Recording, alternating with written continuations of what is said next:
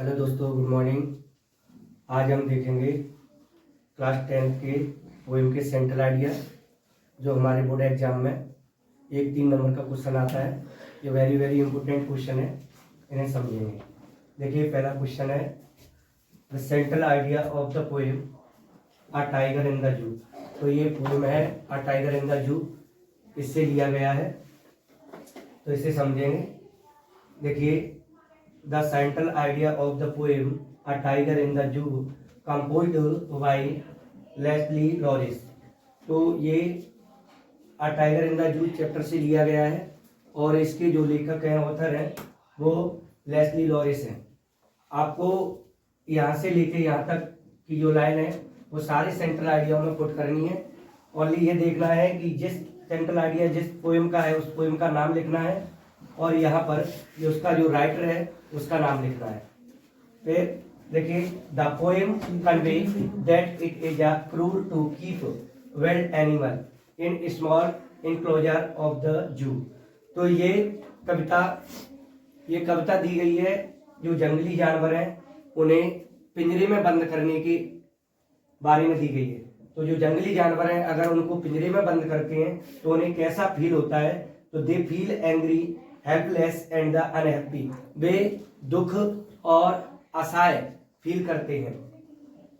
The tiger stars at the brilliant stars with his brilliant eyes, dreaming about how beautiful his life could have been in the forest because he is locked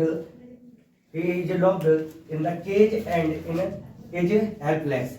और इसमें बताया है कि जो tiger है, बाघ है, वो अपनी चमकीली आंखों से चमकीले तारों को देखता है और अनुभव करता है, सोचता है, सपना देखता है कि dreaming about how beautiful is life, यानी अगर हम जंगल में होते तो हमारी लाइफ कैसी होती, जिंदगी कैसी होती।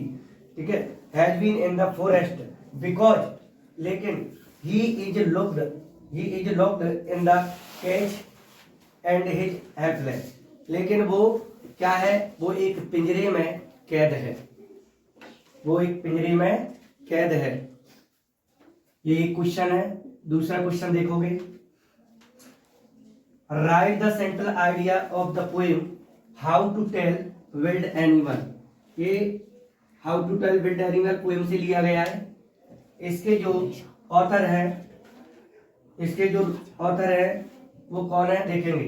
तो बिल्कुल सेम एक सेंट्रल आइडिया में जो इतना पैराग्राफ लिया गया है वो इतना का इतना पैराग्राफ इसमें भी अपन को रखना है। ओनली जिस पोएम का सेंट्रल आइडिया दिया है उस सेंट्रल आइडिया उस पोएम का नाम पुट करोगे। तो ये नाम पुट किया है और कंपोज्ड बाय किसने लिखा है, कौन ऑथर है इसके, तो उनका नाम लिखोगे। सेम एक सही रहता है। तो देखेंगे, the central idea of the poem how to tell wild animal composed by Caroline Wells। The poetess Caroline Wells tell about animals in a humorous way। ये इनकी जो कवित्री थी, उन्होंने जो जानवर के जो जंगली जानवर है उनके बारे में हास्यमय तरीके से बताया है। She treats the beasts in a gentle manner and for each animal she creates wild humor। The poetess tell how to identify wild animals by different way which are the risky what funny। उन्होंने बताया है कि जो जानवर हैं जानवरों को कैसे विभिन्न तरीकों से क्या करना है, आपको पहचानना है। जो अलग अलग तरीके हैं, डिफरेंस, वो हमें मतलब इस तरीके से पहचानना है उनको। और लेकिन जो by different ways which are risky but funny, ये बहुत जोखिमपूर्ण है और कैसा है, मजेदार है। तो ये दोस्तों, ये दो आपके सेंट्रल आइडिया हैं जो आपके बोर्ड एग्जाम में आने की संभावना है। तो इस तरह के वीडियो आप देखने के लिए चैनल को सब्सक्राइब करें, बेल आइकन दबाएं और अपने दोस्तों को शेयर करें। धन्यवाद।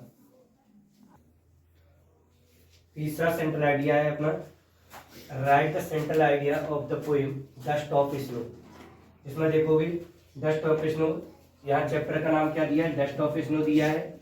तो हमें आंसर में क्या रखना है कि the central idea of the poem dust of snow composed by Robert Frost. यानी यहाँ पर सेंट्रल आइडिया जो भी पोएम था उसका नाम रखा और यहाँ पर जो राइटर थे इसके ऑथर थे ऑथर का नाम लिखा। आगे देखिए, it is a beautiful short poem that even a simple movement has a large signification in changing one's attitude. यानी यह एक छोटी सी बहुत सुंदर कविता है और poem that even a simple movement एक साधारण पल has a large signification in changing one's attitude एक साधारण सा पल जो है वो किसी की प्रवृत्ति बदलने में बहुत बड़ा योगदान रखता है।